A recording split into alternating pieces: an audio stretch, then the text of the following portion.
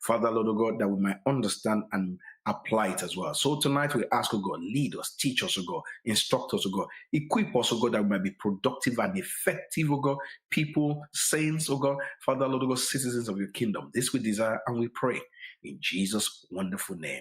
Amen. We welcome you tonight to Wisdom Time with JD, and it's always a great honor to come into your space like this. And I know that, the time that we're going to share together is going to be fruitful, productive, and in fact, is going to be motivating and inspiring, for us in any area of life that we're in as well. Please note, people, that these are very, very interesting times, very challenging times. We're seeing multiple occurrences of, situations that are particularly not pleasant, particularly not as pleasing or as peaceful as we want our world to be. Our world is in the midst of a pandemic. Can I say that again? Our world is in the midst of a pandemic right now, globally, from Asia to Americas, to Africa, to Europe, to the to the Southern Pacific, all around, everywhere, India, everywhere is in crisis due to this pandemic. And you've got to understand that this pandemic as well has its roots in one thing that everybody's got to understand. It is called bad leadership, inconsistent leadership, or leadership that wants to derive its power at the expense of the well-being of the people. Bad leadership. And that is why one of the things that we got to begin to look at is the quality of leadership in our world, because the quality of leadership in your life, in my life, in our home, in our community, in our businesses, in our government, determine the quality of the life of anything that is under those areas. Leadership determines everything. And the wonderful thing is that every one of us is born a leader. We're in the midst of a global crisis. Our systems are about to collapse. Financially, our economics, our governments, our education system. This is the first time in England we're going to see that children are not able to go to school. They're not even going to take their GCSE. We're going to find a way around it to get them, going into university and things like that. We have a global crisis at hand. Then also we have this ongoing issue of this injustice in our world, which is more pronounced, especially in the United States. But let me tell you something, what you see in the United States is just what is actually going on around the world. So the United States issue is just a template of what we're dealing with that we need to find a global solution to. So we have all these things at the same time going on. And I cannot afford to be quiet in the midst of it. We will need to do something. We need to be actively doing something. We need to have strategies in place. We need to have plans in place to make sure that the things that are going on will not bring us down, will not just push us to a corner, will not be victims of this season. You got to know that life is always in crisis, but you have to outlive the crisis. And I said to us that the way you outlive crisis is by finding the right principles that will keep you above crisis. You have an assignment on earth, and your assignment has not been designed to be a victim of any crisis on the face of the earth or in time. So tonight, our focus is raising change agents. Because right now, I'm telling you, our world could do with some change. Our world could do some, with some impact, with some transformation of some sort. Our world could do with some help right now. And the wonderful thing is that the answer is not really in the hands of God. God already gave the answer to men, but they know not, neither do they understand. So we keep on suffering what men suffer. I have said ye are gods. That means we are supposed to be in control. We are supposed to take charge. We are supposed to, set standards that will resolve the problem in our world. So in our broadcast tonight, we're going to attempt, to put some of the things that we believe, I believe strongly that we should start doing that will bring, solution, especially even to a generation that is still coming ahead. Some generation ahead of us, some of them thinking there's nothing they can do. Okay, but we're not going to give up on our future because we have a future. So we've got to begin to put something in place for you and I that are here and for the generation behind us. We got to do something. And my take first is that we got to begin to raise a new generation of change agents, a new generation of change agents. So our focus tonight is building, developing, change agents in our world. Men and women, young and old, no matter what their color is, no matter what their tongue is, no matter where they live on the face of the earth, men and women that will bring a change into a world that is in trouble right now. Let me tell you something. God is not going to come down like some people think God is going to just come down and resolve our problems for us. God never does that. Whatever you see that God does, He always uses people. And that is why we got to now begin to look at the principles that God has put in place so that men can be impactful, men can transform their own situation again. And this whole context of what I'm talking about is actually under the covering or under the canopy of the topic of leadership. Because if you understand the purpose of God for man, which is leadership, the Bible says in Genesis chapter 1, verse 26, it says, let us make man in our own image and after our own likeness, and let them have dominion. The word dominion means for you to take charge, for you to control, for you to rule, for you to manage, for you to administrate, and for you to lead. God gave the mandate of dominion, of rulership to mankind. He didn't give it to either you're black, he didn't give it to you're blue, you're Hispanic. He gave it to mankind. If we only can go back to the original intent of God. Because most of the time, what we're dealing with is only symptoms. And when you're just only dealing with symptoms, you keep on with the struggle. And I believe that is one of the things that we're dealing with in our world today. We keep on dealing with the struggle, with the symptoms, because nobody really takes time to go back to the original intent of the maker, of the creator, or the manufacturer, whichever you choose that you choose. God gave you and I a responsibility, a mandate. Every man has a responsibility, has a role to play in the management and the stewardship of the earth that we live in. Now, if we leave it to a few people that come up with some idea of themselves, then they will do what? They will abuse it. For Miles Monroe said that. He said, where purpose is not known, then abuse is inevitable. When you do not know the purpose of your creation, why you are in time, what you are supposed to do, then we will not be able to effectively use what we've been given. And this abuse has gone on over the centuries because we have moved away, one, from the original intent of God. We have moved away from purpose. So the struggle continues. So we want to look at, the topic of leadership in the context of what we're talking about tonight, which is raising agents of change. Let me say this again. Whatever you see in any nation, in any country, in any community, in any family, in anybody's life, is the product of the quality of leadership that's in the land. Look at all these countries today.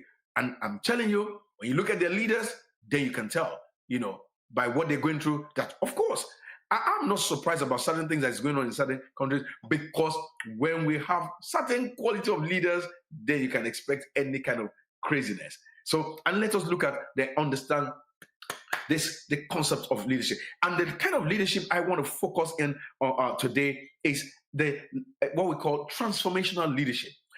Our world is in need of transformational leadership.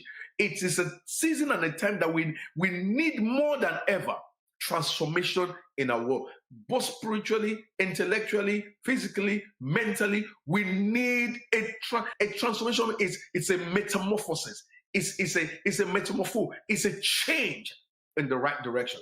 And that's why we got to understand leadership from that concept. Now, transformational leadership acts as role models to their followers.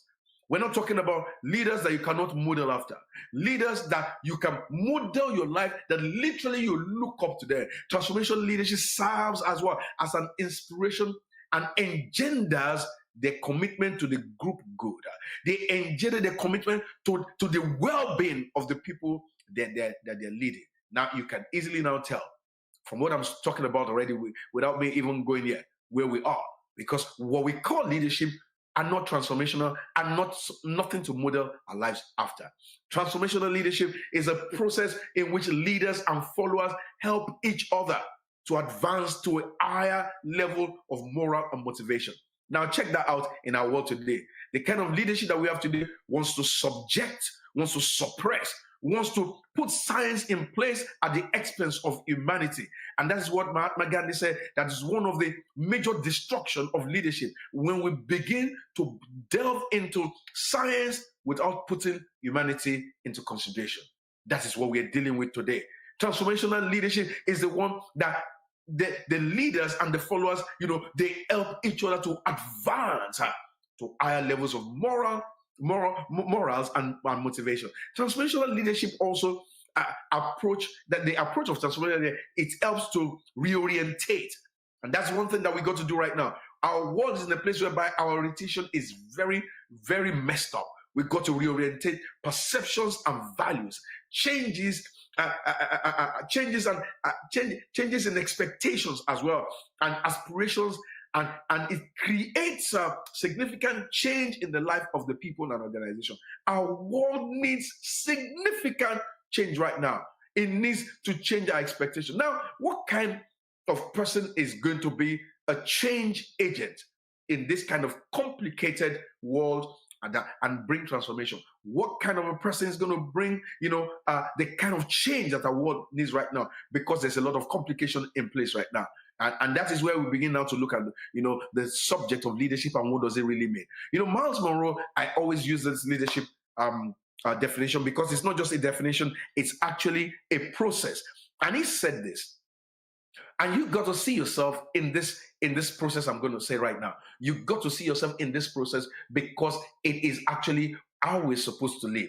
Leadership, he said, is the capacity, and you need to build the capacity. I need to build a capacity to influence others. We need capacity to influence others, influence systems, influence circumstances, rather than just being influenced. We live in a world that influences us in all manners of ways, rather than we influencing it. Like John Maxwell would say, he said, leadership is influence, nothing more, nothing less. Now, if you're not influencing situations, influencing circumstances, influencing communities, then we might lose a whole lot of things, which will result to the kind of crisis that we're dealing with right now. So leadership is the capacity to influence others through inspiration generated by passion. We need men of passion, women of passion, people of, now you can see the passion that is out there. And I really want to celebrate that passion, but there needs to be more than just the passion of a protest. We need to do more internally, where our passion pushes us into place, into political fronts, into political offices, into all of decision. But it's got to be motivated by a vision. You got to have a vision for whatever vision that God gives to you. Know that is meant to be a blessing to humanity. That's the difference between vision and ambition. Vision is always to bless mankind, bless others, where your ambition is just, purposely for you. But that vision is birthed from a conviction that is produced by a purpose, says Miles Monroe. And Sheryl Sandberg said something. Sheryl Sandberg is from the Harvard Business School. And she said this. She said, leadership is about making others better as a result of your presence and making sure that that impact lasts in your absence. Now, can I challenge you with that? Do you make others better as a result of your presence? We've got to get to the place young men are inspired by the adults around them, that we mentor the next generation, that we stand in the gap, we correct what we need to correct, we make others, we will always work so that others can get better and better than us in whatever we're doing. Peter Drucker said this. He said, the only definition of a leader is someone who has followers. Now, that's partly true, but also, is following you. And you can see that if you look at your area of influence, you can see how many people are following you, especially on social media and things like that. You must be influencing them with something, but they better be the right and the correct thing. Warren Bennett said, leadership is the capacity to translate vision into reality. It's one thing for you to see it, it's one thing for you to bring it about. Bill Gates, as you know, is one of the people making a lot of waves in our world today, influencing systems, influencing governments, influencing the health system, influencing the tech system, influencing all manner of places right now. And he said this, as we look ahead into the next century, leaders will be those who empower others. Leaders will be those who empower others. A lot of the thing that we're suffering today and why we're now protesting on the street today is because some part of our over war, some groups, some sect, and sometimes we use words like the ethnic minority and all this kind of good words. I'm not sure how good they are. However, the moment you say I'm an ethnic minority, okay, I understand. There are not many of us. Maybe that's why you say that. However, we got to empower ourselves. For example, the Asian community, one of the things they are an ethnic minority. However, they empower themselves. They empower in economics. They empower in education. They empower in business. They empower. Oh my God! They empower in tech area. They empower their community. We got to get to the place whereby we empower. Now, let me even go as global, as small as a family unit.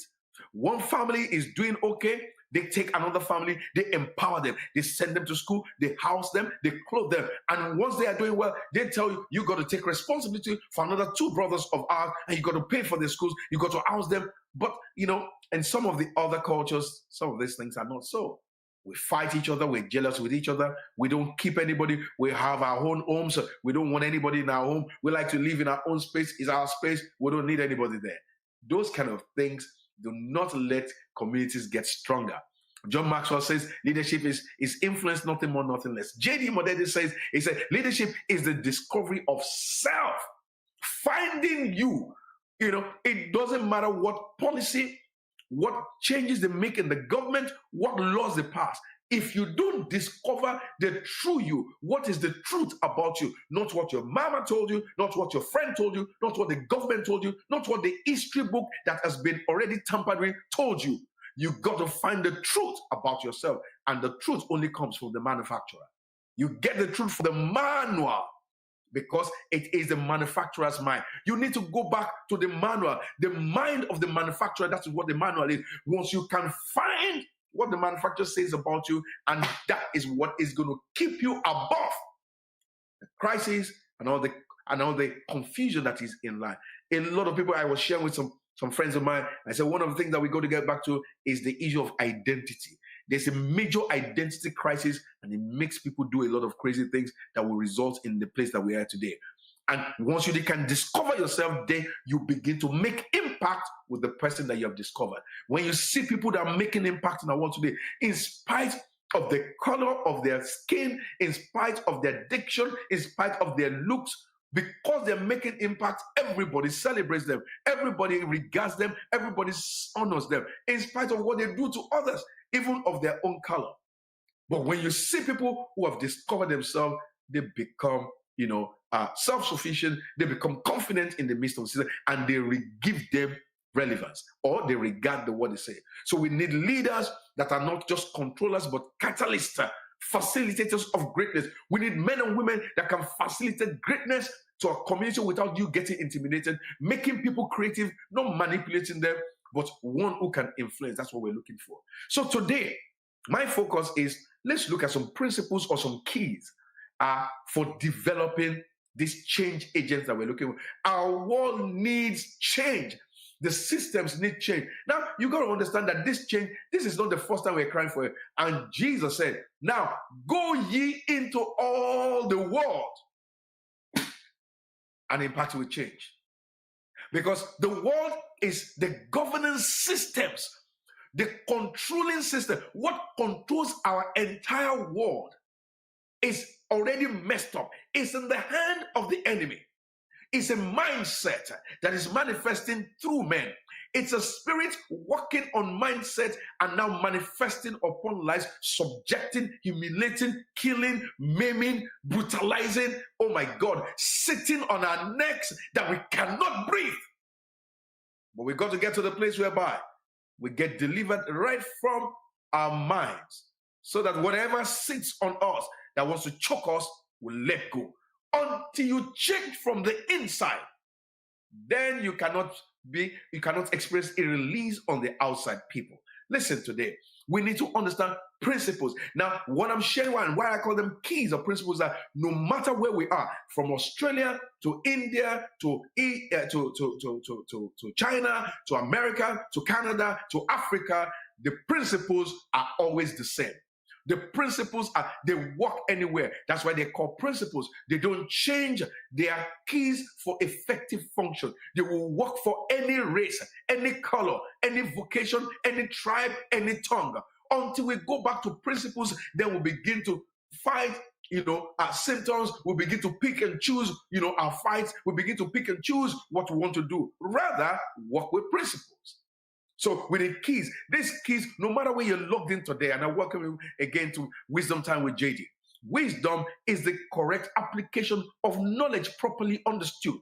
So wherever you're logged in, either you're logged in from Africa, either you're logged in from America, you're logged in from Europe, where your location is does not make any difference. What makes the difference is the principles that you can apply and works for you.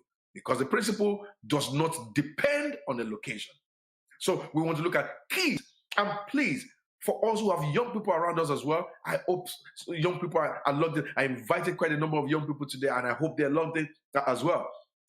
These keys will benefit a lot of our children, a lot of our generation, men and women. We major in the minor. That's the unfortunate thing in our world today, that our world, we major in the minor. We are more consumed about our activity that is solely for ambition, but not visionary in our thinking, visionary in our delivery.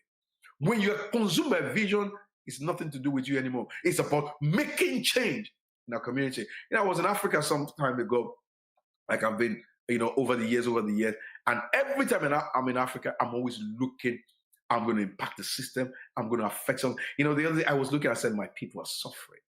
And that was what dropped in my heart to say, I looked and I said, my people are suffering. And I began to think in my mind, what am I going to do? Sometimes I sit down and say, why am I getting involved with this? Because, the pain of it itself, it's heavy. But then the thing is that once it comes into my imagination, then it's too late for me to let go right now. That's the way God wants us to take responsibility for our world, people. So keys for developing what? Change agents. Number one thing I said I'm going to share with you is that change agents think differently. Until your thinking change, you cannot make a change or make a difference. Until you begin to think differently, not think like your environment, not think like your culture, not think like the people around you. You've got to think differently. For as a man thinketh in his heart or in his mind, Proverbs 23, written by wise King Solomon. As a man thinks in his heart, so change starts with your quality of thinking. Can I say that again? Change starts with your quality of thinking. What is your thinking like? How do you think? How do I think? What is the quality of my thinking? Listen, and that is why as leaders think solution. They think innovatively. They don't think problem. A lot of people, sometimes you bring an idea to them, the first thing they'll be looking at is the reason why they cannot do it or think problem. Sometimes I'm always very, very cautious of some people around me that always want to tell me why we can't do this or what the problem is. I already know all the problem around it. I already envisaged that. I already thought that. I'm looking for someone that will say, we are ready to solve the problem, just like Joshua and Caleb. Your quality of thinking determines where you're located. Either you're going to be in the midst of the crowd or ahead of the crowd. Leaders are people that are goal-oriented. Can I say that? They're goal-oriented. What's the goal? Have you set a goal for you? Have you set a goal for your family? Have you set a goal for your organization? Have you set a goal for your business? Have you set a goal for your career? Do you have life? Do you live life with goals that you are trying to attain? Because when people do not have goals that they're trying to attain, I'm telling you, life will lock you in the backside, humiliate you, and sit on your throat. Whatever gets the attention of your thinking is either going to be beneficial or tragic. Whatever gets the attention of our thinking, and that is why we got to begin to do quality thinking. Over the years, we've been sharing all across where we go. Myself and one of my daughters, she's in Dubai today. And we said that the highest paid job is thinking, because thinking produces idea, and everything that you see on earth is a product of an idea. So you've got to have quality time of thinking. Do you set a time out in your life just to think strategically, think solution, think and look at what am I supposed to do in my world? The things that I have in me, Where should I apply? Or we're just going on a race. We're just going on a journey, just the rat race of every shift, of everybody, of every opportunity. Oh my God. Sit down and think. Philippians chapter 4, verse 8. Let me read the scripture to you, and it will give us a lot of wisdom. Finally, my brethren, whatever things are true, oh my God, whatever things are noble, whatever things are just, whatever things are pure, whatever things are lovely, whatever things are of good report, if there is any virtue and if there is anything praiseworthy, meditate, or rather think on these things. That means the Bible actually gives us a lowdown, a list of the things that you got to set your thinking on. Because if you can get these things you're thinking, I'm telling you, you'll produce some solutions, you'll produce some serious results out of them. Things that are true. A lot of times, what they sow in our hearts are falsehood. A lot of things that people sow in your heart that they want you to soak into your subconscious and it will mess up our life is always false. And once they can sow the wrong seed, then expect the wrong harvest. And I'm telling you today, our world is suffering because it's sown the wrong seed into generations and generations and generations over and over. Very, very terrible thing. So we've got to begin to sow the right seed into our sons, into our daughters. We've got to begin to challenge them. We've got to get to begin to think, come up with an idea. We've got to begin to ask them strategic questions. We've got to get them to see our world and let them come up with their own ideas of how do you deal with this without the perspective of hate, without the perspective of being seen as being inferior to any, with the perspective of having an identity with their God or with their maker. Getting children to know God is not a religious activity. It's resolving an issue that is on our street today. It's called an identity crisis. Until we discover ourselves yet in our maker, we'll continue to fight with crisis all over the place, not knowing that we are the one that God has given control, authority, rulership, stewardship over all that is happening around us. Whatever is pure, lovely, of good reports. Most of the things sometimes we soak in our mind and not of good report. Whatever you allow into your thinking, it could be an asset, it could be a liability. Over the generations, and if you study history very well, the black history, the Asian history, if you study a lot of things that really made them, that ridiculed, that made them captives was the fact that they sold some ideas into our heart that took us and made us a liability rather than an asset. Now, you don't fight that, by the way. I'm sorry. You don't fight that, with spears and guns. You don't fight that. No, we got to exchange ideas. We got to sow brand new ideas, better ideas to deliver us from the old ideas. That's what we're going to do. The thinking you have now, you got to ask yourself, is it adding value to my life or devaluing me? A lot of ideas have been sown into our generation, sown on the TV, sown everywhere, that is literally devaluing or dehumanizing, people right now. Young people as well, people of color, people of ethnic minority. They're suffering from what has been sown into their hearts. If we can dare to think different, then we can expect a different result. If we can dare to think different, you've got to think, I can do this. This we're able to. This we're able to take. We're not grasshoppers. Oh my God. They might look like giants, but we are not grasshoppers before them. We have a promise. We have a dream. We have a vision. And we're going out to take the land. We got to believe that without looking at their number. It doesn't matter what their number is. That doesn't make you a minority. I refuse to be a minority.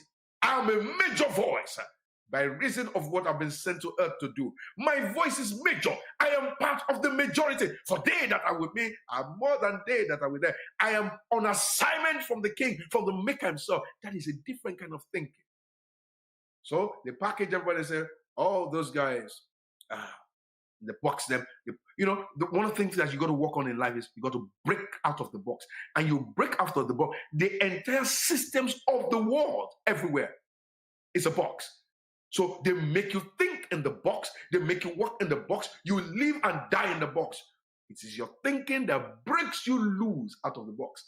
It's like In some of the countries that we're living right now, the system is already planned. Your life is entirely planned. From your school to your university. If you dare go to university, if you can't go to university, they already have another route for you. And once you do that, they have an economic system for you. They know what you can earn. You can never go beyond that barrier, even if you're a high income earner. Let me tell you, no matter what you earn on an income on a job, they know how much from A to Z you will ever become to. They know how much they will take away from you. They know the quality of house you buy. Then they know the number of years. They've told you the number of years you're going to live in it and you've got to pay for it. And then they now say, we've got to send you to this place. You can die there if you want to. And that's the story. How can a man's life be programmed like that?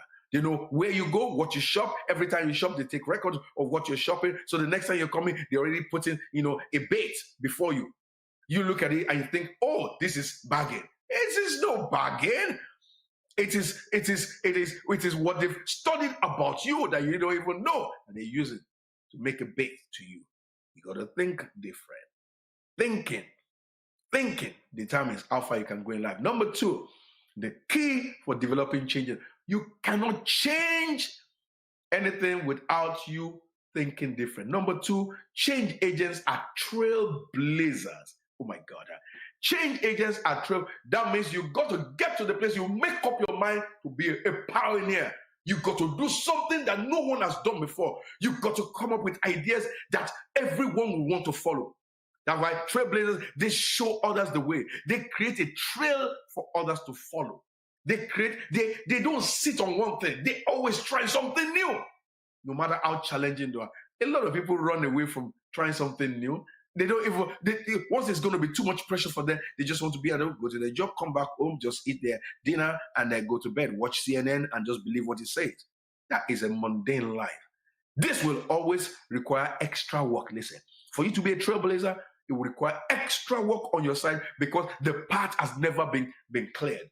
The path has never been cleared. I remember many years ago, we were a very young church. I was a young pastor, and I kept on, going with it. And I said, oh my God, we got to release an album. And everybody's looking at me and thinking, this man crazy. How are we going to do this? Do you have money to go to the studio? All manner of questions. But we did it. No matter how little, but we did it. And we have our record there. Wherever you go, you can download that music. And a man came to me. And he came to congratulate when we were releasing the album. He said, thank you, sir. You're a trailblazer. I will never forget that word. Change agents will always be faced with tough decisions to make, tough decisions, financial decisions, decisions that literally can make and break you. Tough decisions, you got to make and not to wait for others. I don't wait for when I want to make a decision. I make decisions. That's why sometimes I collide with people because, man, we got to move. Change agents are prototypes. They're not just stereotypes. They're not just stereotyping one thing. No, you've got to be a prototype that others want to be like. You come up with ideas always. Your life must be filled with ideas. I always tell people that one of the things I do is I sell ideas. I trade ideas with people. Ideas is what it takes to change the world. You got to come up with brand new ideas all the time. Don't sit with what is working. What is working is only for the moment. It's only for now. Come up with a better idea for the next 50 years. What is working, what is relevant today, I'm telling you, in the next 1 year, will not be relevant. So you've got to come up with new ideas. Example, everything we're using today, they're all ideas, and the ideas rule the world. Mark Zuckerberg, young chap came up with the idea of a Facebook. So the idea is ruling the world. They were not looking out for money. They had some crazy ideas in their head. Steve Jobs, Apple, Henry Ford, the V8 engine. It looked incredible that this cannot be done. But those ideas rule the world today. What is your own idea? Now, don't be scared of that crazy idea. Don't let it intimidate you. That means definitely it must have been downloaded from somewhere that is above you. And that is where we got to leverage. You got to go back to that place. When we lack relationship with divinity, I'm telling you, ideas will intimidate us. JD, that's an original. When you lack relationship connection with divinity, ideas that drop you out would intimidate you. And that is why nobody ever really taught us and told us the most ideas, inventions that you see in our world today, most of the people behind them, they were believers. 90% of them were believers.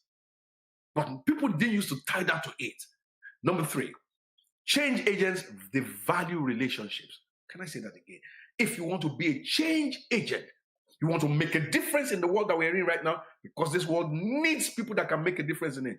You got to understand how to value relationship, how to manage relationship, how to buy into relationship, how to maintain relationship, not breaking relationships. People break relationships all over the place. They don't even know the purpose of relationship.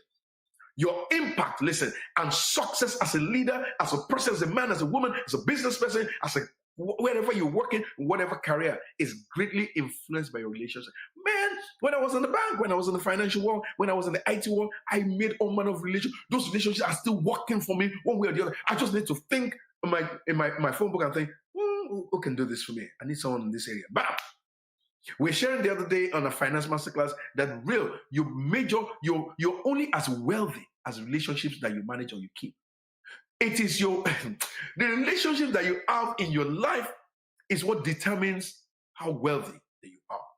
You know, that's a place that you can call and say, guys, I have a vision.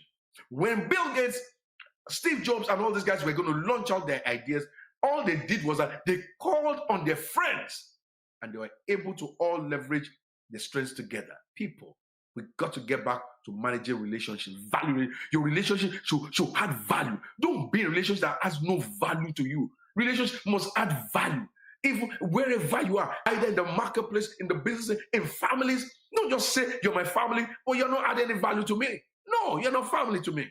You know, don't be in the body of Christ. You're not adding any value. You don't show up there. You don't do anything there. You don't check on the people there. You don't pay tithes. You don't give. You don't support an initiative. You don't work on the word of God. You don't be an example to the word of God.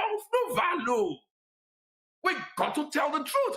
Because if we don't tell the truth, we will continue to be beaten down and people sit on our necks like this and we lose men and women, young and old, great gifts that God has given to our world. We need to value relationships. Leaders associate with valuable relationships. Listen, if you do not associate with valuable relationships, life will lock you away and nobody will know. Nobody will know. You know, you got to get into a place whereby life, throws you in the deepest space, deepest, darkest dungeon of life, that literally one phone call will get you out of the place. One phone call will get you out of the place. Your relationships must increase as well. It must increase your mental value. You must increase you spiritually. You must increase your emotional capacity. Your relationship must what? Challenge your mental capacity. Bring you. I told a few of our friends before. I said I go into relationships with people that know more than I do. People that can challenge me mentally. That when they speak, I'm always quiet. I'm listening to them. I'm looking like this, looking like this, looking like this. I'm not always talking. You know, when I'm in the midst of, I'm always talking sometimes, but I don't always talk when I get into certain relationships that I'm in.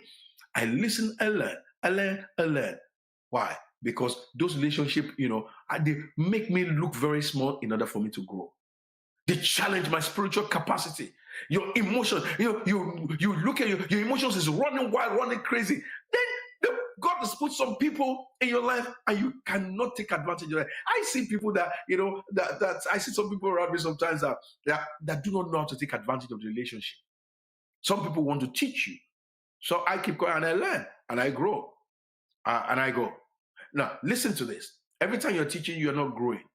You're letting go of what you already learned. It's the people that listen to you that grow. Now, if you don't have a place that you're listening and you're getting from, and some people just want to teach you their stupidness or their foolishness, which is what nothing. Key relationship that you got to grow. Number one, you need a relationship with God. Number one relationship. For you to succeed in every other relationship, you need a relationship with God. Our world, I'm not talking about our church, I'm talking about our world lacks a relationship with God. And our world wants to find itself in a decent place, everything working. Oh my God, that would be absurd. That would be crazy for us to use what belongs to God without having a relationship with Him. I mean, you want to use my car, you want to drive my car and make sure that there's no problem, but you don't want any relationship, you don't want to talk to me, you don't want to, no. You're going to mismanage, you're going to abuse it, we're going to use it to kill ourselves and create crisis mode continually. We need a relationship. You need to teach this to every man that you meet on. Either he's a CEO. A CEO cannot save him because one blow of an air, one wind of crisis, health crisis will blow him out. Look at this current health crisis right now. It doesn't recognize anyone. The crisis took the prime minister straight into the hospital. Thank God for the saints. I believe this prayer of the saints delivered our prime minister, and I'm so grateful to God. You might be grateful to the NHS, and I'm grateful to the NHS, but I'm not grateful to the NHS first. I'm grateful to God, because the NHS cannot be without God. It takes God sustaining the men and the women in that place. The men and women, they're trusting in God. They are not in the place that we trusted. Relationship with God, listen, it makes your leadership effective. It makes your life effective. And you can't represent the one that you know. So what we are presenting out there is totally false. The picture that we have in our world is totally screwed up, is totally wrong, because we are not representing divinity. The more you know God, the more it can have influence over your life and influence through you, which makes you an influencer world. If you become impactful, it is the one that is inside that makes you impactful, not because you're smart. It is the working of divinity inside of us that gives us impact. And that's why nobody should boast in themselves. Nobody should be impressed with any other person. You must be impressed with God. And how do you do this? Study the word of God. Meditate on the word of God. Pray. Join with the brethren. Join with the saints to study. Be part of a local church that is vibrant, that knows what they're talking about. Listen to his word. I'm not talking just go to church because somebody upset you one church, then you move to another church and just go and listen to gibberish. No, that's not what I'm talking about. And I'm very sorry if anybody's upset by my words. I'm really particular, but I am just trying to get across to us. It's time for us to do something, because our world needs a change. Number two, we need relationship with family. The first authority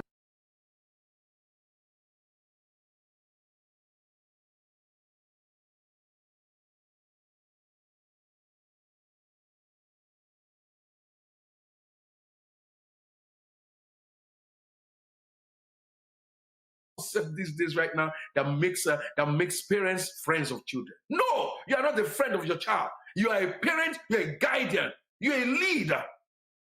They're not always right. And listen, parents might not be always right, but what you do is you honor their position, because their position will give you longer life.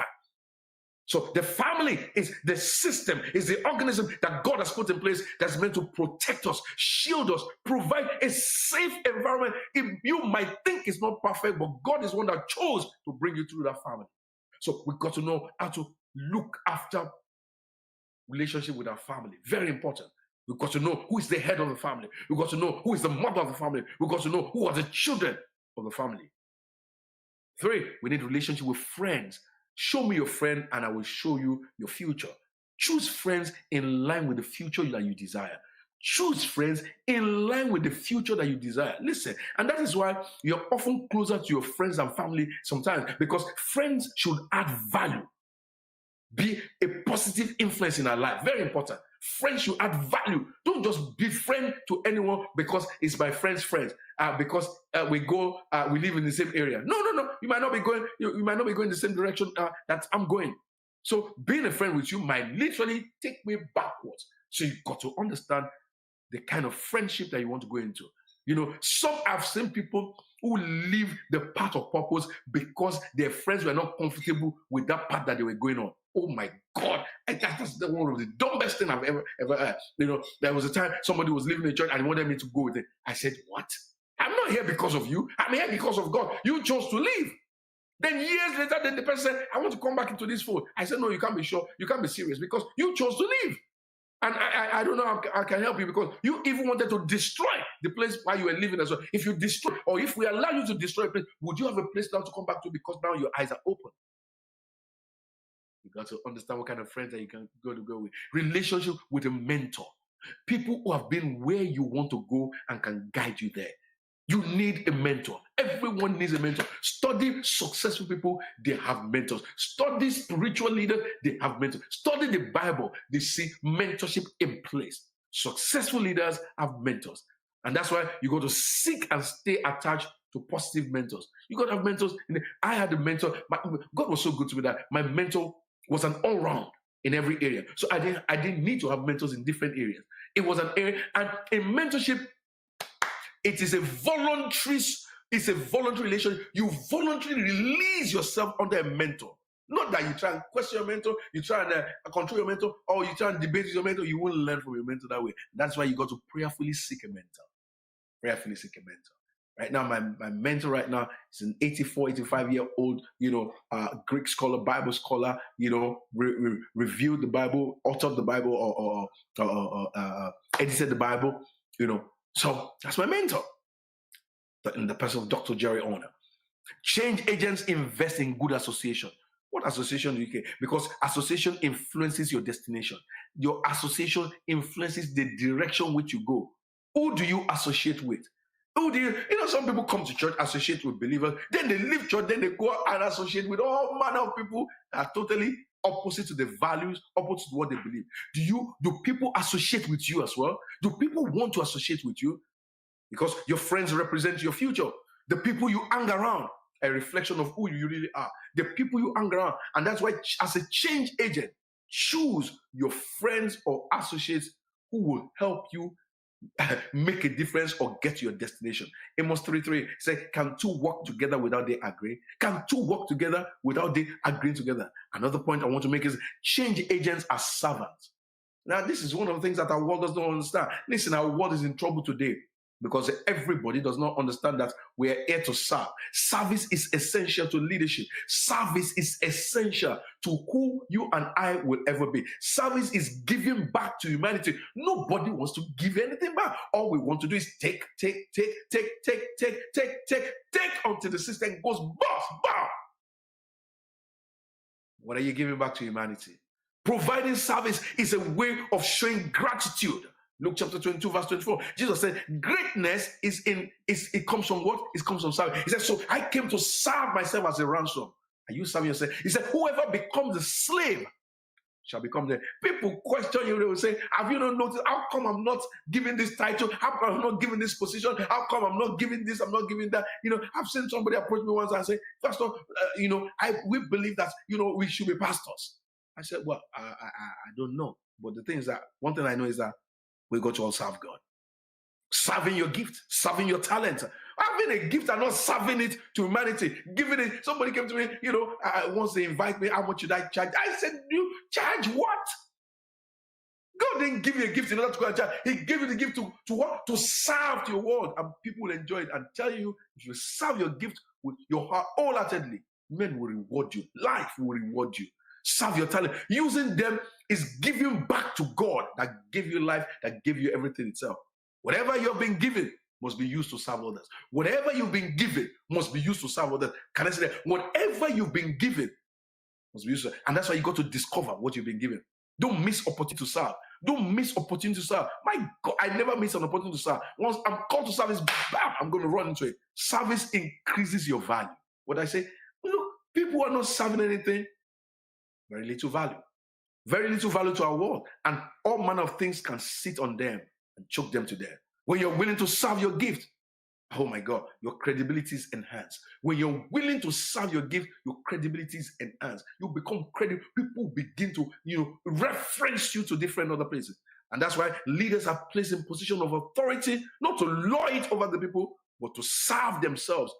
But serve those they are responsible for as well. Listen, people of God, greatness only begins with service. For us to make a difference in our world that is in trouble right now, listen, we got to serve. What are you serving your world? What are you serving? Some of us must be serving our world serious prayer. Praying for the next generation. Praying for men and women. Praying for system. Praying for government. Praying for the parliament. Before the parliament meets, you've already prayed. You commit yourself to reaching out to God, and God said, because of the prayer of this woman. Read the story of Rosa Parks. Because of that one woman, she gave herself the liberation of her people. Change agents influence through service. What I say? Change agents influence through service. If you know to serve, I'm telling you, you can influence. Because whoever serves is the one that's in charge. Can you imagine you have a good servant, that wakes up in the morning. He wakes up before you wake up. He's made your coffee. He's made your breakfast. He's cleaned your room. He's cleaned your bathroom. He's ironed your clothes. He's gotten your newspaper together. He's put your clothes together. He's got your schedule in place. He's got everything. Do you know how much influence that person can have over you? And that person is in charge of your life. Listen, that person is the person that can kill you too. Oh my God. It is not that boss that is in charge.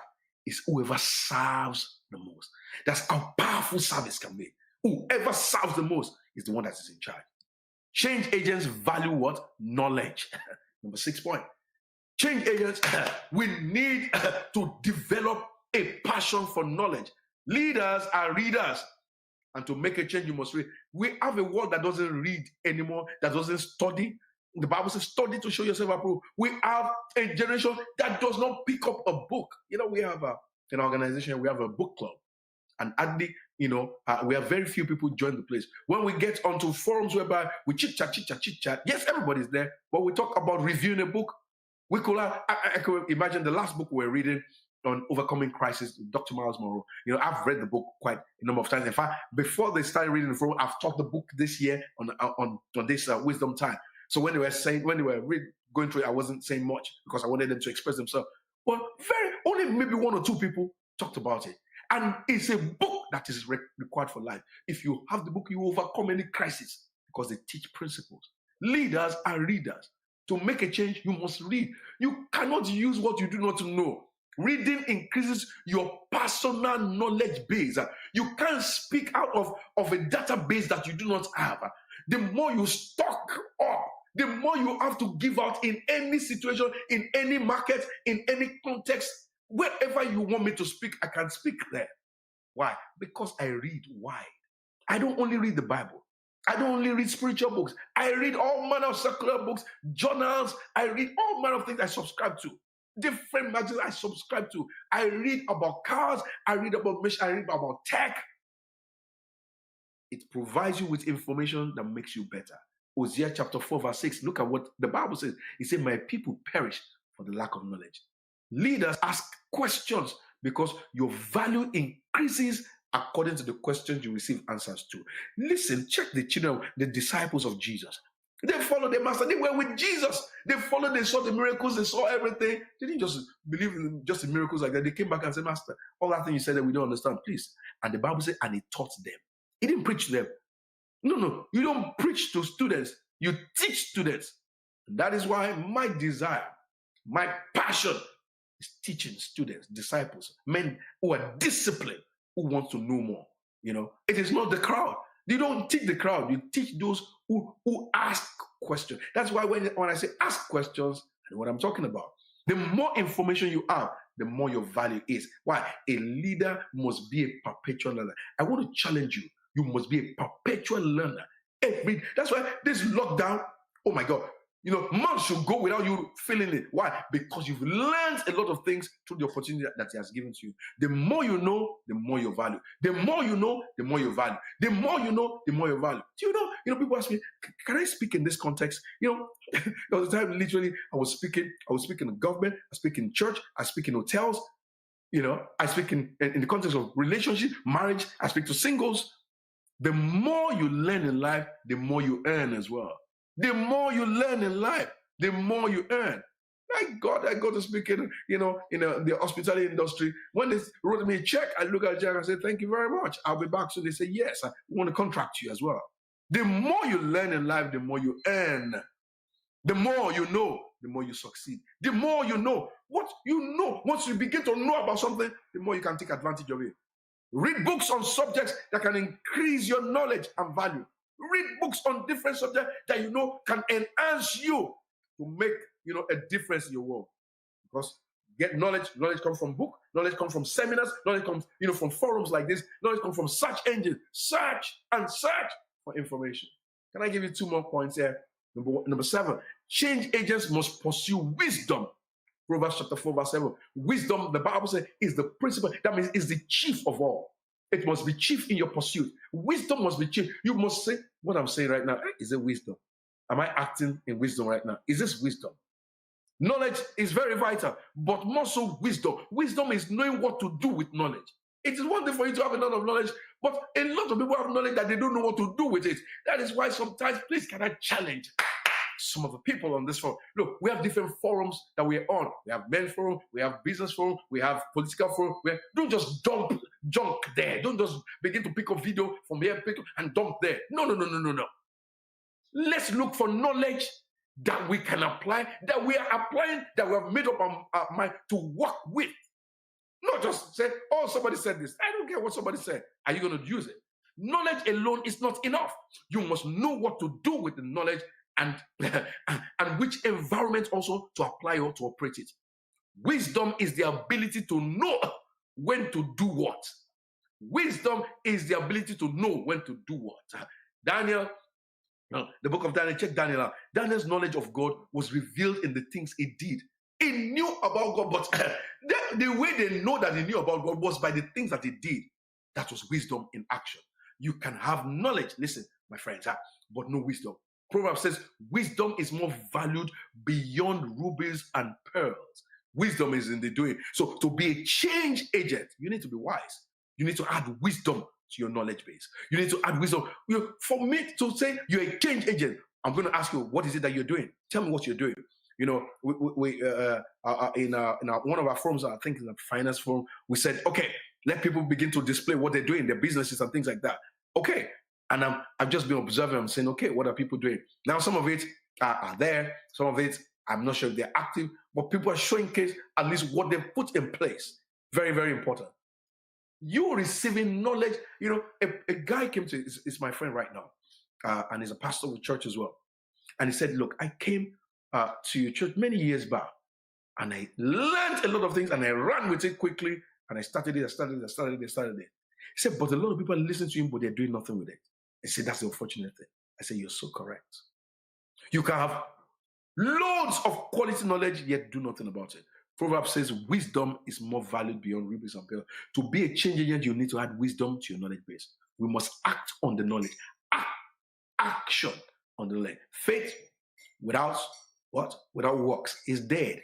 Let me give you one last point as we close this evening and some comments and questions. Change agents have to sacrifice. It is impossible for you to achieve anything great in life without sacrifice. Now, this is the place that people don't want to get to. They don't want to sacrifice anything. Sacrifice means giving up something you would like to achieve, something greater. You give it up for what you're trying to, for the impact that you're trying to make. Is the place is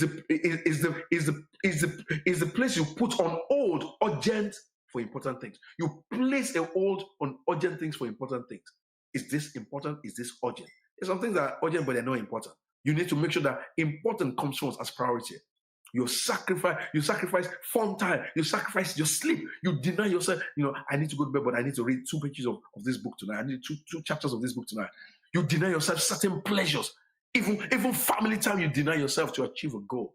Listen, leadership means sacrifice. Can I say that again? Leadership, that's why if you're being called into any role of leadership, you are tagged into any office of leadership, you have any title of leadership, you need to make sacrifice.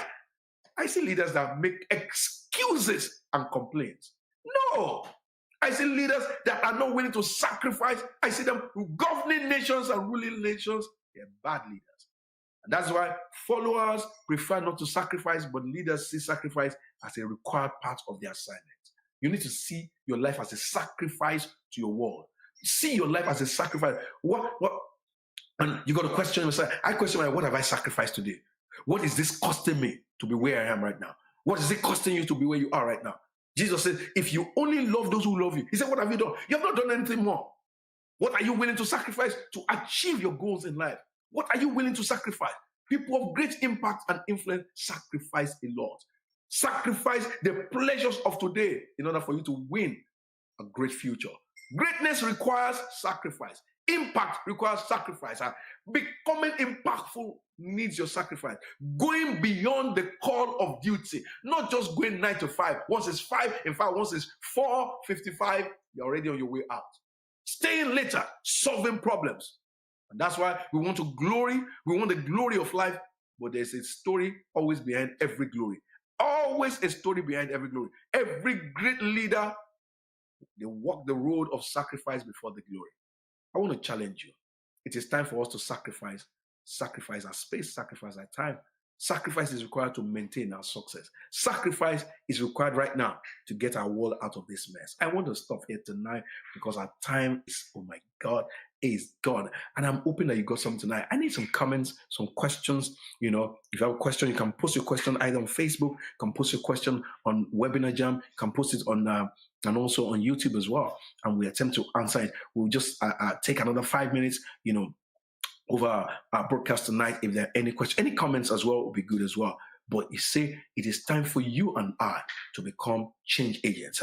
That is exactly what God set a mandate for us. You are here to make a difference. You're here to do something. Look, sometimes we get too upset with what we've gone through. We're more concerned about what we're going through, what is happening around us, rather than making a difference in the world that we live in.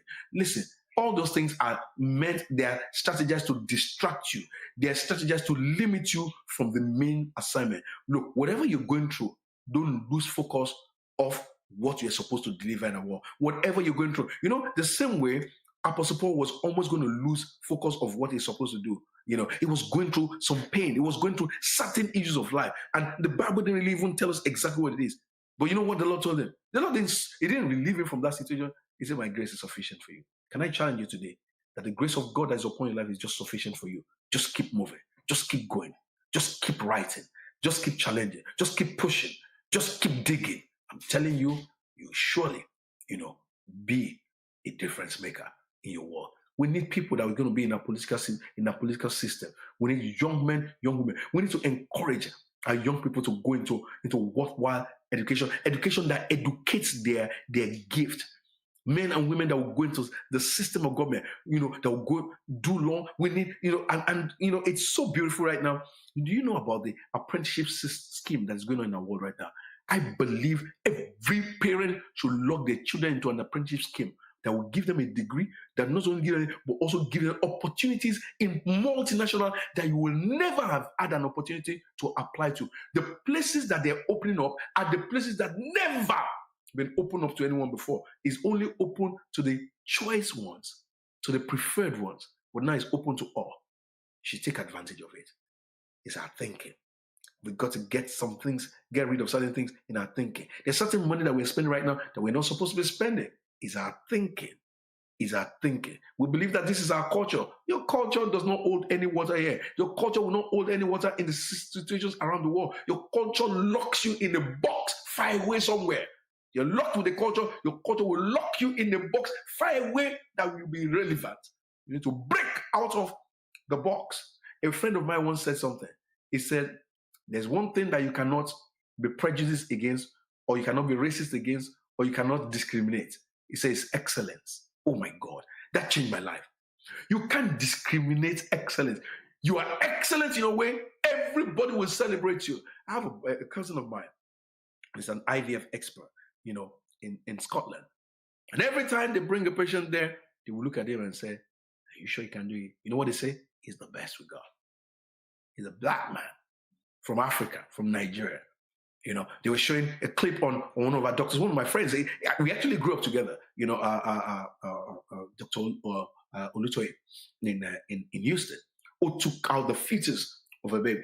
Our parents knew each other very well. We all grew up. The same guy today is one of the people that's been recorded as one of the best medical practitioners of excellence that they've ever seen in the history of the United States. He's an African man, and they're celebrating him there. Listen, you can't discriminate excellence. You can't be prejudiced against excellence. When you're excellent, you're just excellent, and everybody acknowledges it. That is where we got to go to. Dig deeper. Become better. Refine your gifts that it makes you significant. It makes you valuable to your world. You must trade value. You must trade value. What you must be after is value. I'm so valuable to my world. My world cannot allow me any evil to befall me. People of God, I really want to say our time is up today. And thank you so much for tuning into this broadcast today. It's Wisdom Time with JD again. And I'm telling you, we'll be back, because there's still more that we got to do.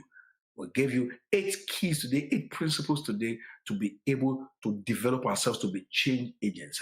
We'll continue from there next week, Wednesday, the same time, the same channel, 7:30 p.m. to 8:30 p.m. on Wisdom Time with JD. Thank you so much. And I wish you a very productive, a very impactful life.